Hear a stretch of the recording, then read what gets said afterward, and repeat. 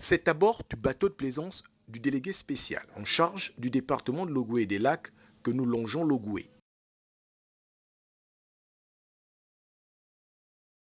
Après avoir traversé le lac Onangué, le lac Oguémoué se dévoile. Ces villages sont plongés dans le silence assourdissant d'une période scolaire durant laquelle les parents et les enfants se trouvent en ville. Dotés d'un dispensaire et d'une école primaire durant les années 70, disparus par un manque d'entretien et d'instituteurs, c'est autour des années 90 qu'un opérateur économique forestier construit une autre école dans le lac. Une fois de retour dans son pays, celle-ci périclite, faute d'entretien.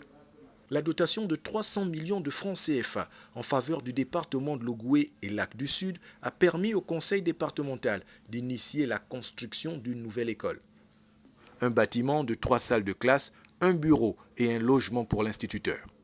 Nous allons terminer le 30 mars avec le bâtiment de l'école et entamer maintenant avec la résidence de l'enseignant. Ce serait une résidence complète de 2 chambres, douche, salon, cuisine, avec tout ce qu'il faut comme commodité. L'infirmerie est plutôt en bon usage, le logement de son responsable aussi. Lorsque le dispensaire existe, a été construit au Ndimba, pourquoi pas l'école?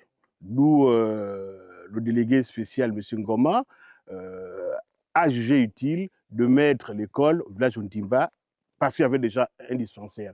Le retour de l'école et du dispensaire est aussi un moyen de faire face à l'exode rural dans un environnement à fort potentiel économique par sa forêt, sa richesse halieutique et touristique.